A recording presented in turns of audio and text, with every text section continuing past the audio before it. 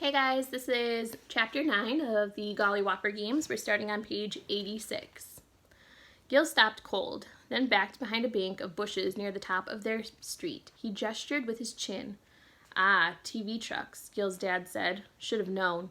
Gil should have known too. Reporters always come back. They'd camped outside Gil's house for a week after the arrest. They'd returned during the trial.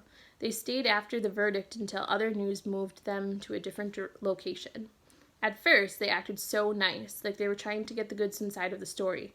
It turned out, though, they wanted to be the heroes and find out the one piece of evidence that would prove his dad guilty. Now they were back in force today, but with their national media buddies. Well, said his dad, we have 3 choices. We call the police and issue a nuisance complaint, which will give us bad press again. We sneak around Jonathan Street and try to slip inside the back door unnoticed, but we already know that won't work. Or, yeah, said Gil, let's do the or. I think our official line is no comment, said his dad. That's always safest. Ready? The media swarmed toward them like a wave of gnats, flapping their cameras, recorders, notepads, and flashes. How can you be eligible? How'd you know the answers? Is this revenge? Gil kept his eyes on his target, the front door. If he could make it through, smiling and silent, he would win this round. Gil's dad put an arm around his shoulders. Together they strode into their lawn and up the 2 porch steps. Instead of turning his key in the lock, Gil's dad turned and faced the crowd. I've been silent for 18 months, he said, and I'd prefer to remain that way, but when you ask insinuated questions of a 12-year-old boy, I can't, as a father, remain silent. So all I will say is this. See this strong young man who stands in front of you? He wants only one thing today and tomorrow. He wants to find some joy in life by playing a game. Playing a game. It's as simple as that. So please leave him alone when he eats tonight. Leave him alone to sleep. And tomorrow morning, let him play, just as you'd want your own children to do.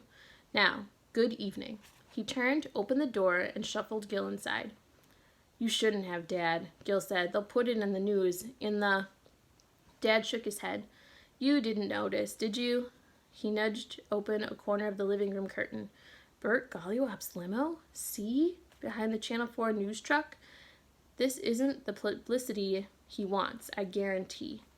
Bert GollyWhopper flanked on one side by a police officer and on the other by a woman in a suit, cut through the reporters and up to the Goodsons' front stoop. Gil's dad opened the door and let them in. Bert, he said, coming to arrest me again? Mr. GollyWhopper let out a fake laugh.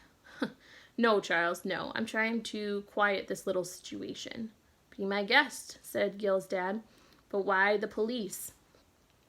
Me coming into a semifinalist's house? Don't want to give an air of impropriety. Officer Lane is here as a witness. So is Samantha Phillips from the commission that oversees rules and procedures. Officer Lane, Miss Phillips, I respect your positions, said Gil's dad.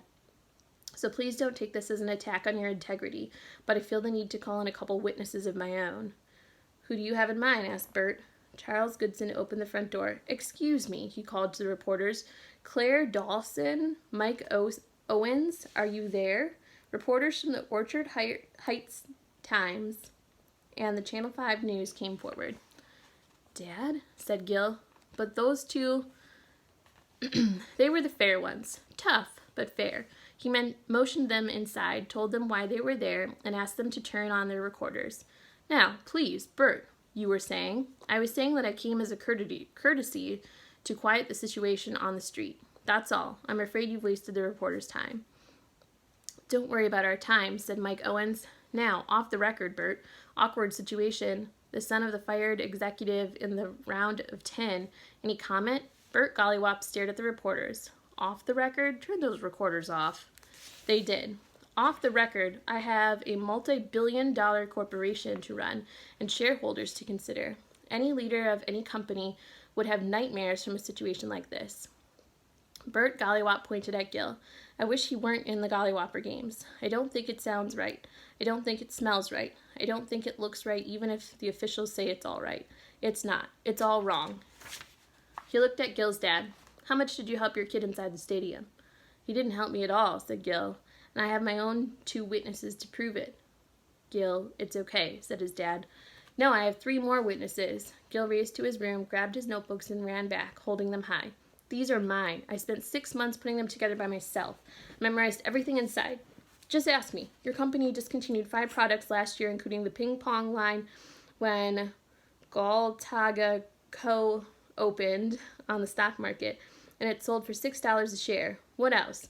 You, Mr. GollyWhopper, were born on August 23rd, 12 days after the company opened for business. And the G of your middle name stands for Gilbert, which didn't excite me when I found out. You want more? He thrust the notebooks toward Mr. GollyWhopper. I worked hard to get here, maybe harder than any kid in that stadium. I wouldn't take anything I didn't earn. Neither would my dad. And if you think you can go around accusing... Gil, said his dad.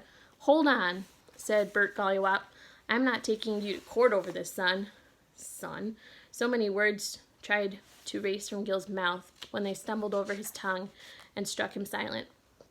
I simply want you to know, Gil, we have 10 alternate contestants for the GollyWhopper games, except for the one winner. All of them will receive the same prizes. If you don't want this heat, you can trade your spot with an alternate and collect your parting gifts.